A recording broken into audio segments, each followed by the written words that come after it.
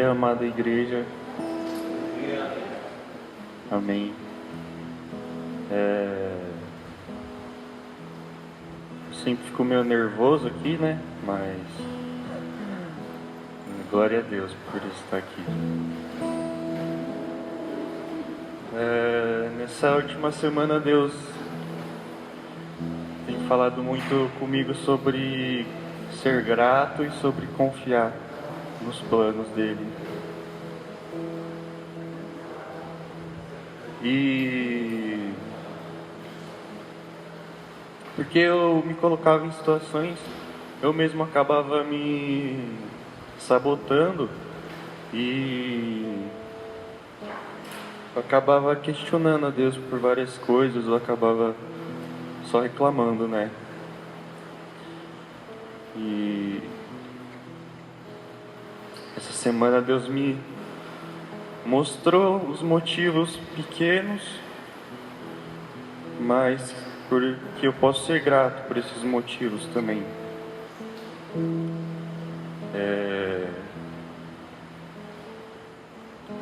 Uma situação que eu reclamava bastante lá em Suzano é que eu morava muito longe da igreja. E de carro dava uns 10 minutos, né? Uns 15 minutos. E eu reclamava isso quase todo domingo, né? Porque eu tinha que acordar muito mais cedo para ir para a igreja.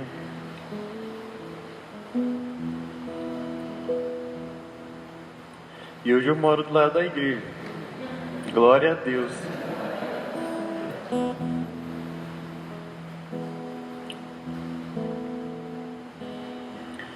São nesses pequenos detalhes que Deus tem me chamado para estar olhando com os olhos dele.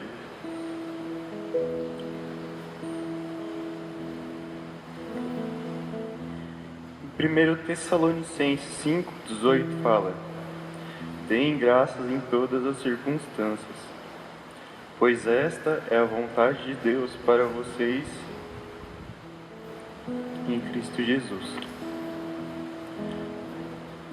Que agora a gente possa ter um momento de oração,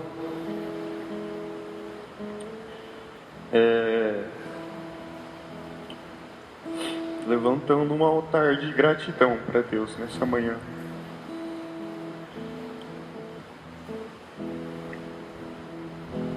Que cada um possa estar se colocando diante de Deus e realmente estar agradecendo pelas mínimas coisas que tem acontecido na sua vida.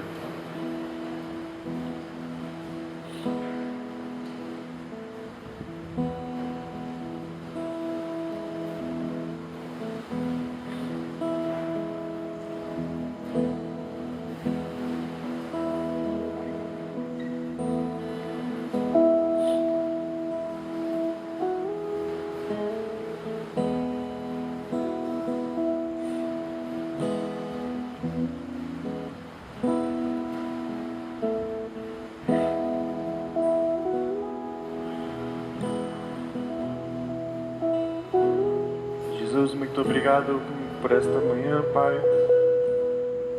Muito obrigado pela chuva, Pai, que deu uma refrescada, Pai. Muito obrigado por essa manhã. Muito obrigado porque nós estamos aqui, Pai. Porque nós temos essa oportunidade. Porque nós somos livres, Pai, para te adorar, para te buscar. Muito obrigado pelas nossas famílias. Muito obrigado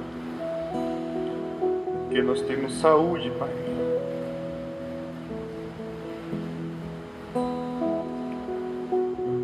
Muito obrigado porque o Senhor nos sustenta a cada dia.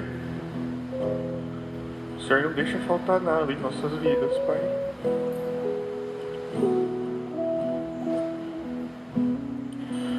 Me perdoa, Pai, porque muitas vezes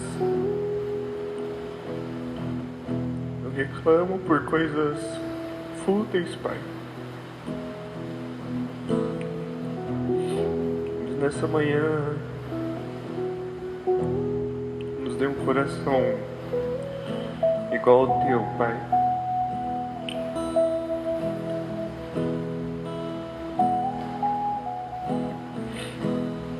Que a gente possa estar se alinhando, Pai, segundo a Tua vontade, para que a gente possa ter discernimento também.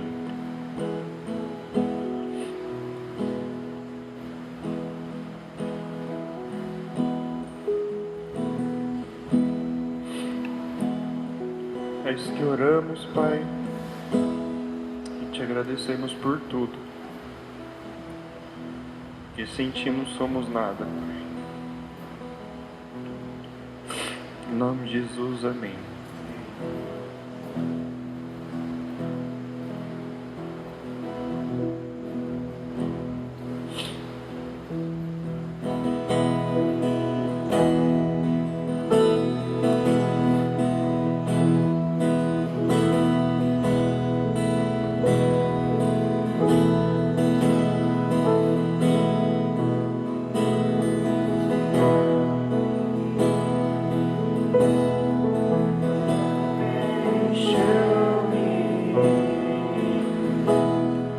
Canções tão vazias, tesouros que um dia se consumarão. Então você veio, me trouxe pra perto. Todo desejo é satisfeito em seu amor.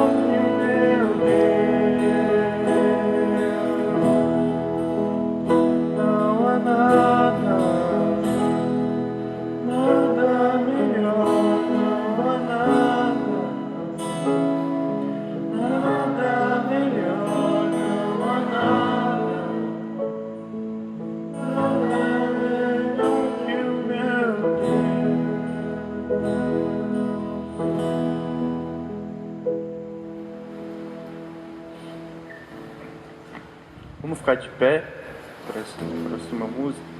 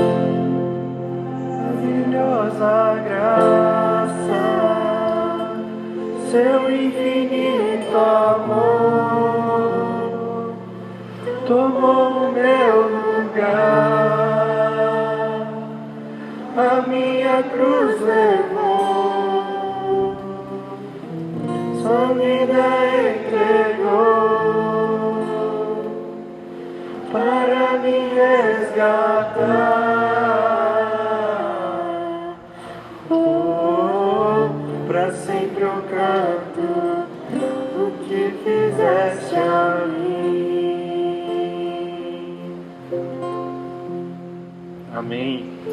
Podem se assentar.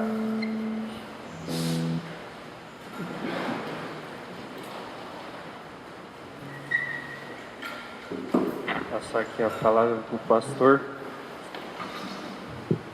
Ok, amados. Se você trouxe a sua Bíblia, vamos abrir em 2 Coríntios 2, 17. 2 Coríntios 2, 17. Isso, obrigado.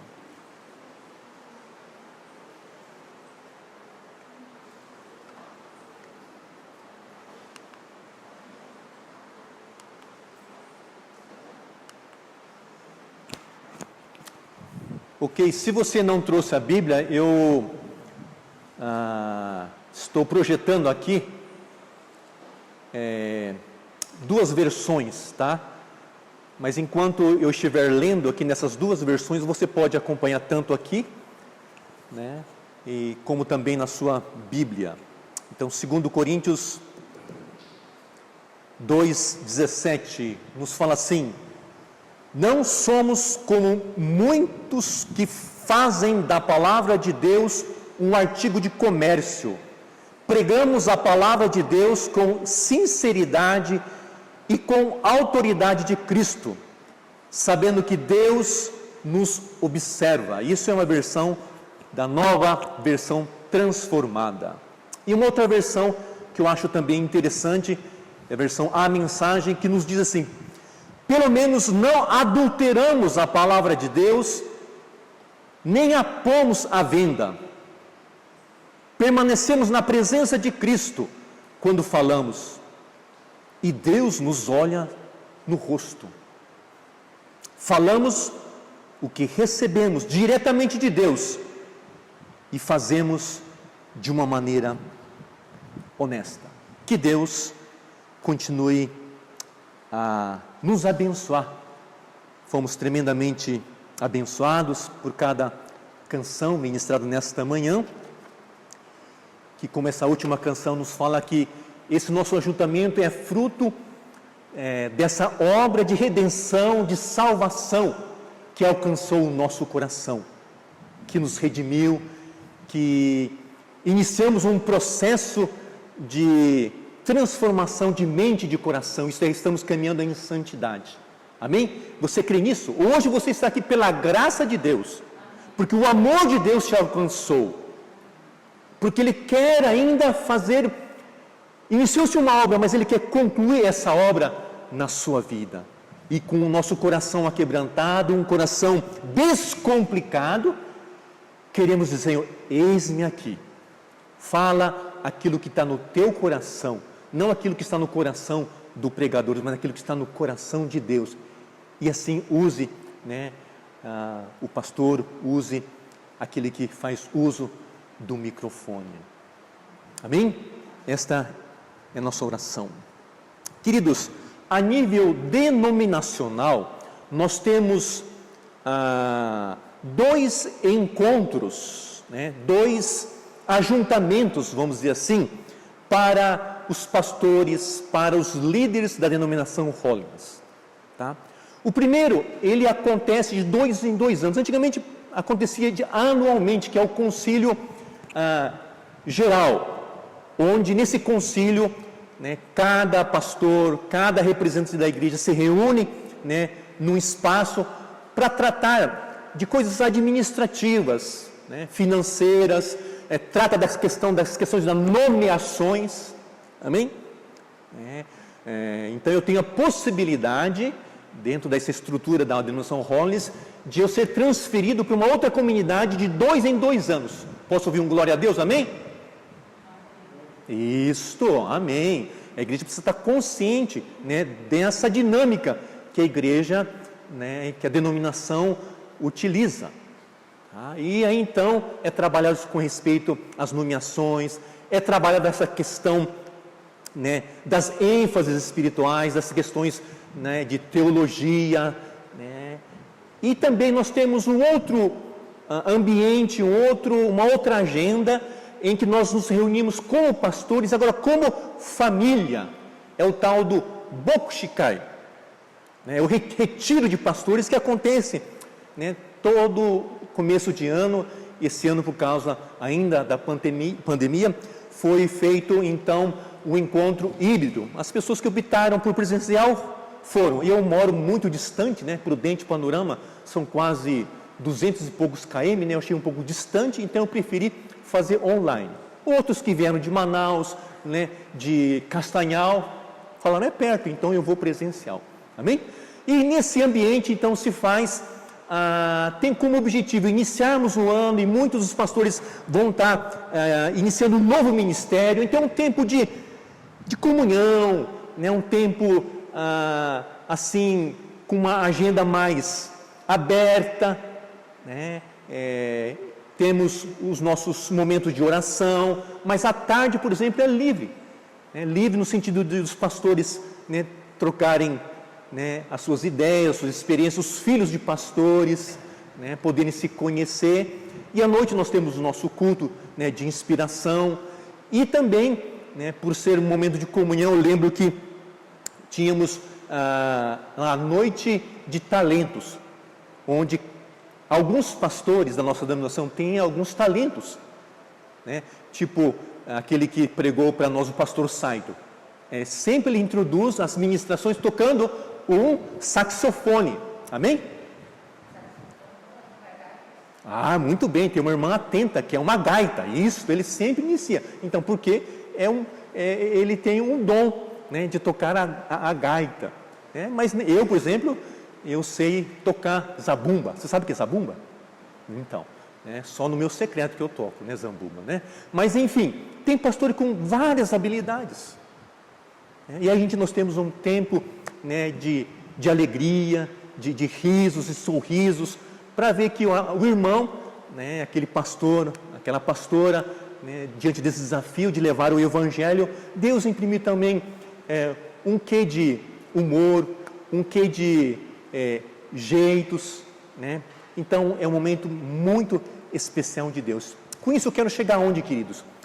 Num desses bocuchicais, meu pai, pastor da Rollins, né, nessa época estava morando lá em Goiânia. Acho que eu já contei essa história, né, mas eu gostaria de reafirmar novamente. E num desses bocuchicais, né, então imagine, de Goiânia a Panorama, eu entrei no Google, dá em torno de 800 quilômetros. Esses 800 quilômetros, o Fernando deve fazer acho que em 5 horas e meia, mas o Google fala que você deve fazer, respeitando as placas, as sinalizações, pode fazer em 7 horas e 38 minutos. Que precisão, que precisão. Amém? O Fernando faz isso, né, Fernando? 12, faz em 12, então tá certo, faz em 12 horas, perfeito, perfeito.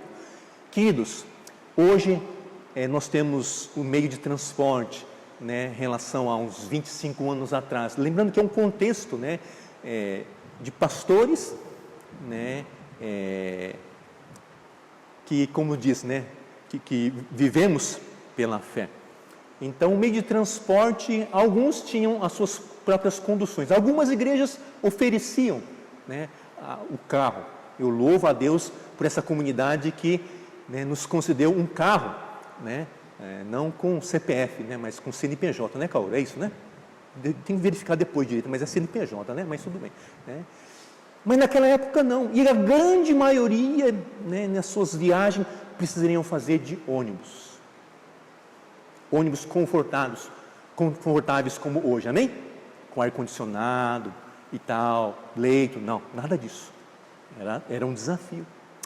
Além de ônibus, naquela época usava-se trem. Trem, pastor? Né? Talvez alguns jovens possam até regalar, pastor, o que é isso? Trem? É isso aí, trem. Então nós saímos de Goiânia, né, eu e o meu irmão e meu pai, e passamos em São João del Rio Preto, e de lá de São João del Rio Preto nós viemos até Oswaldo Cruz, e de Oswaldo Cruz então nós pegamos o trem e fomos chegar aqui lá em Panorama já bem à noite já. Tanto é que, né, já não tinha mais Uber, né, o pessoal do Uber já tinha de dormir, né, e também, né, meu pai com 5 filhos, ele não conseguiu investir num smartphone, então não deu para dar um zap, né, para o Emerson, para vir buscar, né, a gente. Chegando lá então, o trem chegou e o povo foi se espalhando, foram embora, e eu e o meu irmão e o meu pai sentados e ficamos lá, naquele silêncio, esperando uma voz de comando do meu pai. Aí depois de uns 20 minutos, 30 minutos, o meu pai fala assim: vamos. Aí eu olhei para o meu irmão e falei: uau, nós vamos então dormir em alguma pensão. Dito e feito. É isso? Não. Ele falou assim: vamos. Aí na nossa cabeça, vamos sim, mas vamos o quê? De Uber? Alguém vai vir nos buscar, né? Vamos do quê? Ele falou: vamos. Cada um pegou a sua malinha, né? Naquela época também tinha aquelas malas com rodinha, que foi tranquilo para nós, né? Tranquilo, cada um com a sua malinha. E o desafio foi irmos de Panorama do centro até Panorama, o acampamento, a pé. Em torno de 5 km, mais ou menos. Já anoitecendo escuro e garoando. Naquela época, né, nos anos 80, aquela região garoava. E queridos, aquele trecho hoje é asfaltado, naquela época não era asfaltado, era chão batido, e com a chuva, os carros passando, tinha barro. E fomos indo. E num determinado momento, quando a gente estava já saindo, fora da cidade, meu pai olha para nós e fala assim: filhos, aguarda aqui. Eu vou verificar se estamos indo no caminho correto e certo. Aí eu, mais velho, meu irmão mais novo, olhamos com aquela cara assim: beleza. Aí depois de alguns minutos, meu pai surge lá do horizonte e ele afirma dizendo: filhos, vamos, estamos no caminho certo. Vamos, estamos no caminho certo. Uau! Naquela época eu não era nem muito tradicional, nem neopentecostal, então eu me aquietei. Se fosse hoje, eu ia falar: glória a Deus, diante dessa afirmação. Isso significava o quê? Então vamos continuar caminhando, meu irmão. Estamos no caminho certo. Queridos, isso marcou a minha cabeça e o meu coração. Essa expressão, esta frase do meu pai: vamos, estamos no caminho certo, estamos no caminho correto. Queridos, com isto, nesta manhã, eu queria conversar com vocês sobre essa questão das resoluções, como temos compartilhado nas reflexões desse mês. Eu, como pastor, como líder espiritual, diante das minhas resoluções, eu preciso reafirmar a minha devoção. Eu preciso reafirmar o meu temor a Deus. Porque é isso que vai me dar esse sussurrar nos meus ouvidos da minha alma, o Abba Pai dizendo: Jessé, você está no caminho certo, vamos, continue. Queridos, como é desafiador esta questão do perseverar, do continuar, do manter firme a nossa fé, amém? Nós desistimos fácil, eu desisto fácil das coisas, e eu preciso relembrar essa ministração que o meu pai fez à minha alma e à minha cabeça. Vamos, Jessé, vamos, Isaac, estamos no caminho. Mas, pai, falta ainda 4 quilômetros, é muita lama, eu não estou suportando essas malas. O senhor não programou essa viagem? Poderia ter falado para o pessoal do acampamento nos buscar aqui, sei lá. Claro na minha alma, nós não esboçamos isso em relação ao meu pai, mas em silêncio. Claro, tinha um quê ainda, né? De uma certa indignação, né? Que pai é esse que não programa direito a nossa viagem e tal?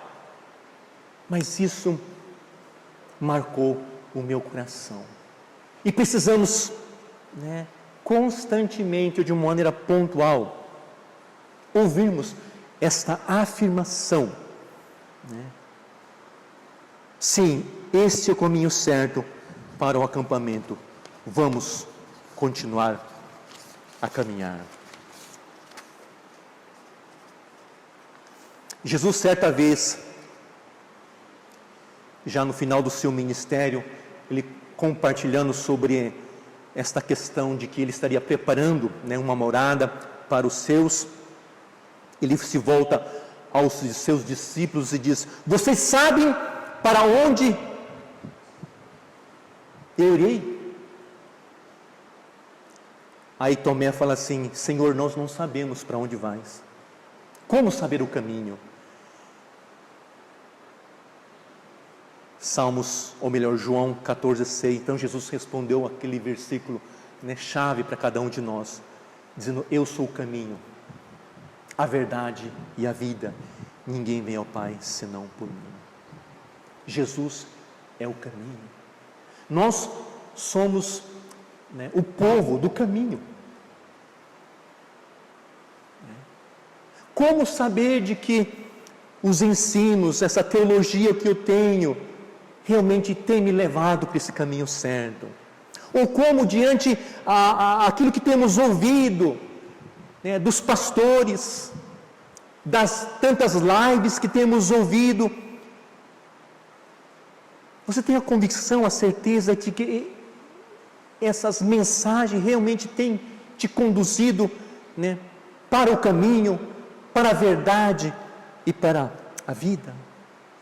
Por isso, queridos, ao iniciar mais de um ano, eu preciso reafirmar na minha resolução teológica, a minha resolução do meu temor a Deus. Eu preciso ter esse momento também, dizer sim, eu quero, né, reafirmar a minha fé diante do Senhor. Queridos, voltando a esse texto que nós acabamos de ler no começo,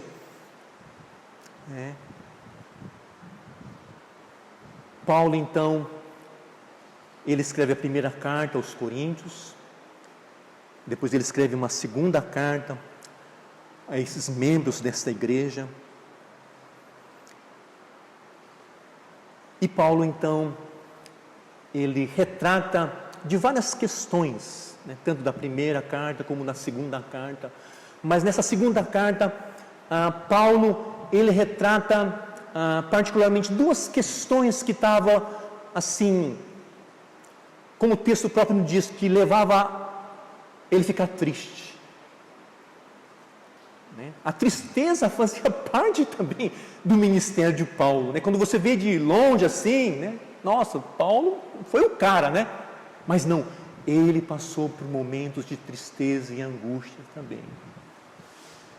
E ele, como líder espiritual, uma angústia que ele teve que lidar é que surgiu pessoas que começaram a fomentar e ele começou a agregar pessoas que ouviram, né, desse discurso e estavam levando as pessoas a se distanciar da simplicidade do Evangelho de Cristo Jesus. Isso então angustiou o coração de Paulo. Começou a surgir, né, ensinos contrários daquilo que ele tinha ministrado por quase 8 anos nesta igreja. Além dessa questão da heresia que estava fomentando naquela comunidade, surgiu também grupos que estavam questionando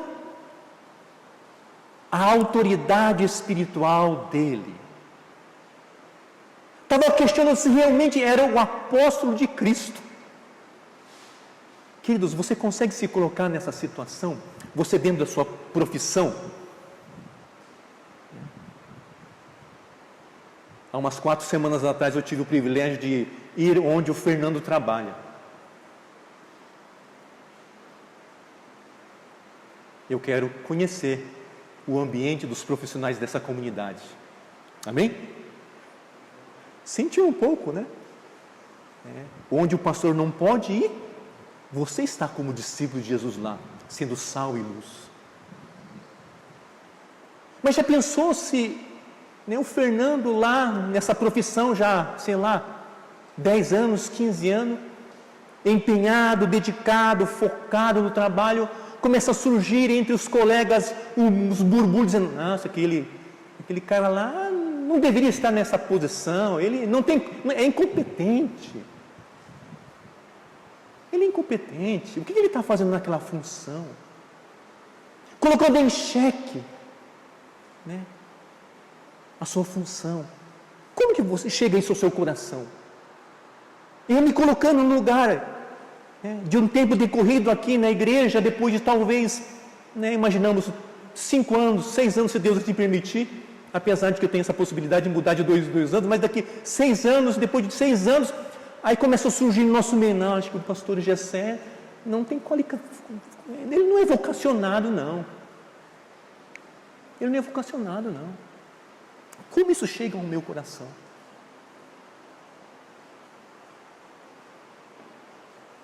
Significa que eu é que preciso estar bem resolvido. Amém? Eu preciso estar fundamentado o meu coração na vocação que Deus, é um Deus que me chamou e que tem me vocacionado. Então isso fez com que Paulo, diante dessas questões que estavam surgindo, ele permaneceu firme, reafirmando a minha resolução, a minha devoção a Deus. O que a gente percebe então nesse texto que nós acabamos de ler, de 2 Coríntios 2,17? Porque nós não estamos como também outros, mercadejando a palavra de Deus. Então existe 2 jeitos de dizer assim, de ser um líder espiritual. Um jeito é você mercadejar a palavra de Deus. Numa outra versão fala assim, adulterando a palavra de Deus. Semestre passado eu tive que comprar broca. As mulheres sabem o que é broca? Os homens sabem o que é broca, furadeira, broca, tal, Aí eu fui numa loja assim, credenciada aqui embaixo. Eu achei um pouco salgado o valor de 5 peças. Aí eu fui na rodoviária aqui, o camelódromo não está pronto, de Prudente, então está ali. Aí eu fui lá, aí achei por um preço assim muito convidativo. E eu comprei. E vocês sabem a história do tal do barato fica caro, não é verdade? Mas por que lá aqui é um Y, lá é X menos? Mas é a mesma coisa? Não, mesma coisa, não. É o tal do Denorex, Quem conhece Denorex? O pessoal de 1970, aquele shampoo, Parece, mas não é. Não.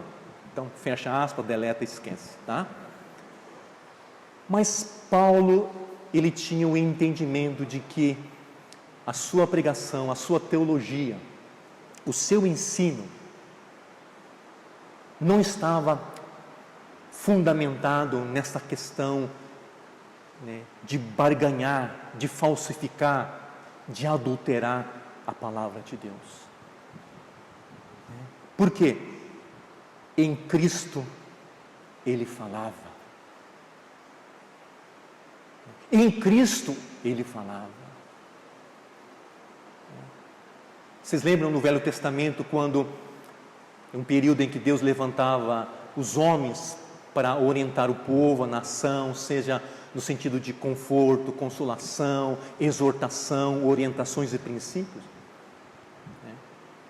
O profeta se levantava e disse: Pessoal, eu sinto, eu vejo, eu tenho uma percepção, uma ótica daquilo que está acontecendo em nosso meio, então, digo eu. Façam isso. Não, né? Esses profetas se levantavam e diziam: disse Deus. Então Paulo, ele tinha essa consciência do seu chamado, de que o seu ensino, de que a sua pregação era uma pregação fruto, desse estar em Cristo. Eu falo em Cristo, como nós aprendemos, eu falo porque sou o embaixador de Cristo. 2 Coríntios 11:13, Paulo, ele também fala: porque tais são falsos apóstolos, obreiros fraudulentos, isto é, enganadores, de má fé, transformando-se em apóstolos de Cristo. E não é de admirar, porque o próprio Satanás se transforma em anjo de luz. Queridos, para combatermos a heresias, as próprias difamações que Paulo enfrentou, então ele buscava esta questão,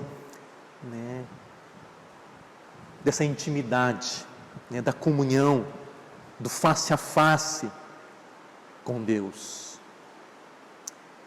Eu digo que o ensino, a pregação, a doutrina teológica de Paulo não percorria as portas, os corredores, do camelódromo.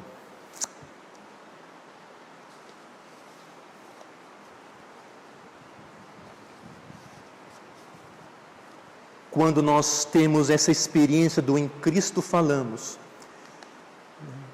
eu creio que essa experiência que talvez John Wesley teve diante o momento de angústia que ele teve na sua jornada e na sua peregrinação espiritual, quando ele começou a participar de um encontro de estudo bíblico e oração, e deparar-se com o livro de Romanos, a palavra de Deus, ou ele retrata dizendo que o seu coração foi aquecido. É importante nós meditarmos, lermos a palavra de Deus, mas como é importante também de ter essa experiência, do aquecer o nosso coração.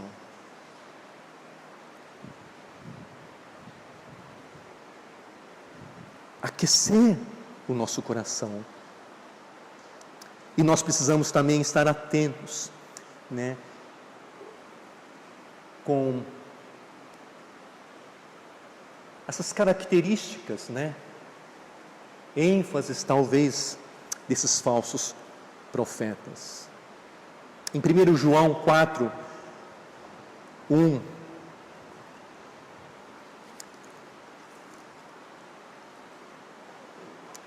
João 4:1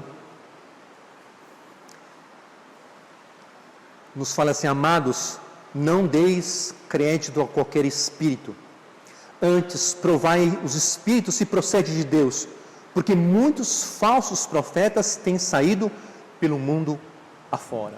Olha o alerta que nos dá. Mas diante desse mundo tenebroso, diante desses falsos profetas, versículo 4, fala: filhinhos, vós sois de Deus, amém? E tendes vencido o quê? Os falsos profetas, porque maior aquele que está em vós do que está no mundo. Como é importante essa questão diante desse combate, com respeito aos ventos contrários de doutrina. Nós temos essa identidade de que somos filhos de Deus, de que Deus já nos deu, esta promessa de que temos vencido esses falsos profetas. Mas é importante também, de que esse falso profeta, esses falsos ensinos, eles procedem da onde? Da onde surgem? E quais são os seus discursos? Que é muito importante. Versículo, tipo, muitas vezes falam: não, mas ele lê a Bíblia, ele fala de Jesus, ok. Mas versículo 5 então nos dá um alerta. Ele fala aqui: De onde que eles procedem? Esses falsos profetas? Eles procedem, versículo 5, do mundo. Esses falsos profetas procedem do mundo. Por essa razão, falam da parte do mundo.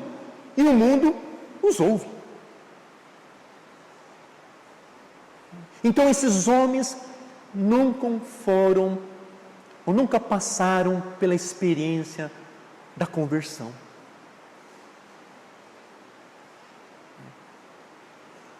E os seus discursos, as suas ênfases, seja nos seus estudos, na sua pregação, na grande maioria, eu pontuei 2 questões aqui, que nos falam. É a questão do materialismo, da confissão positiva, isto é, a teologia da prosperidade.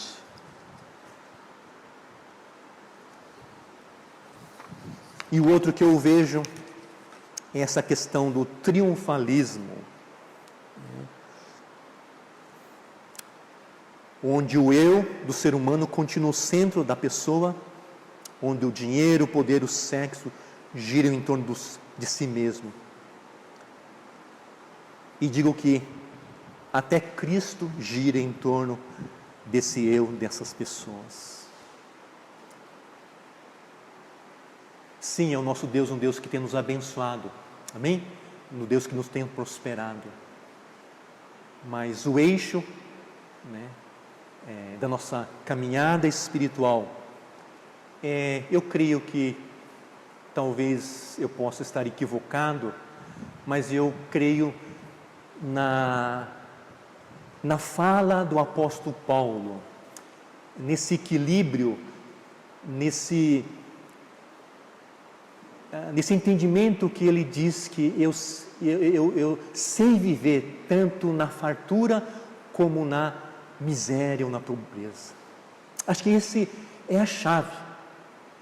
Não podemos ser extremos, aquele que o homem, o pastor, aquela família, que não atingiu um padrão de vida, aquele que é miserável, não tem um endereço fixo.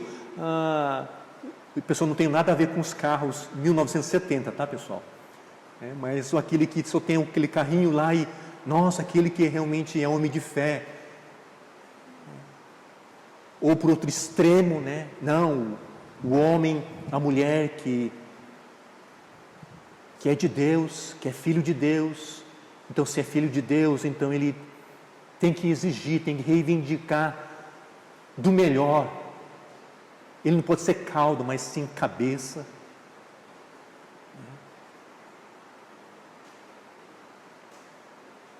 Em que o ter é reflexo de uma espiritualidade saudável. Mas Paulo, então, nos desafia a nós como lidar com essas questões de ventos contrários, com respeito às pressões que surgem na nossa caminhada e na nossa fé.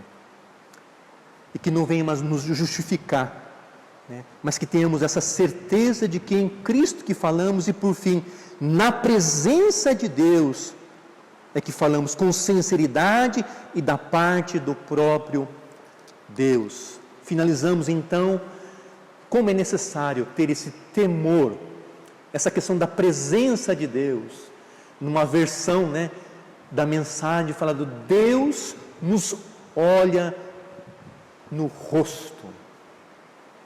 Isso me fez lembrar, quando os meus filhos eram pequenos, e quando eles precisavam de alguma orientação, de alguma correção, no nosso estresse, não sei se você pai passou por isso também, na correria, a gente vai correndo e exortando e disciplinando.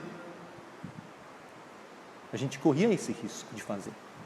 Mas eu entendi da importância, se nós queremos corrigir, orientar os nossos filhos, então eu precisaria parar. E o que eu fazia? Eu me abaixava, Giovanni, Guilherme, acho que dessa altura aqui. Ai!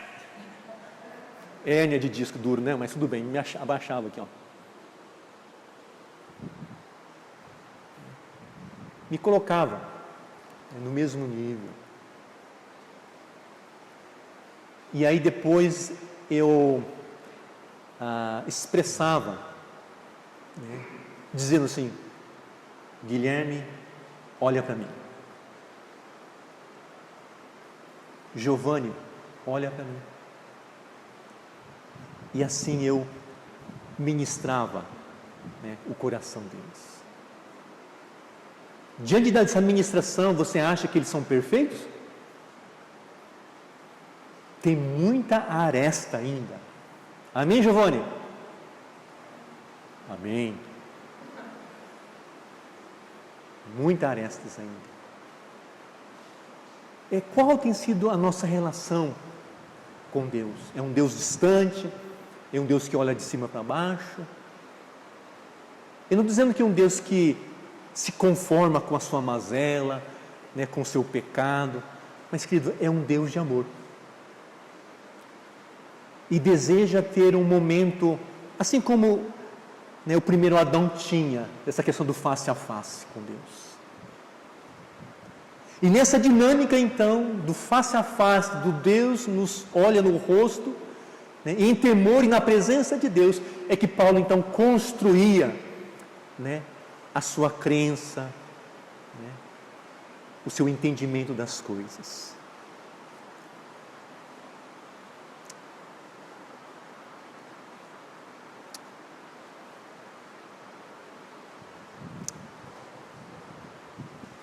Você já, em algum momento da sua caminhada, você pensou em desistir desse caminho?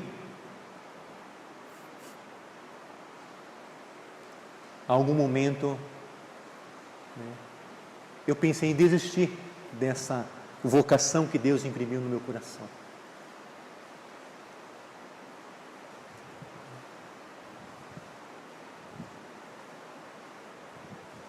Como Demas, né, um dos discípulos, né, de Paulo, fala que Demas não está comigo, ele amou o presente século e me deixou. Eu não estou isento, né? Você não está isento diante dessa caminhada de sermos consumidos ao ponto de desistir desse caminho.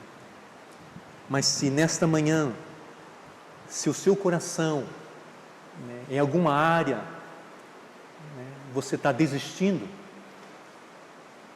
eu creio que essa palavra nos inspira a nós reafirmarmos, né, diante do Senhor, a nossa crença, a nossa fé, a nossa comunhão com o nosso Deus. Querido, se você não compreendeu até aqui esta reflexão, eu queria dizer que, né, se você é evangélico, nós cantamos no batismo aquela canção, aquele corinho que diz: leia a Bíblia e faça a oração, se quiser. Vamos ficar de pé?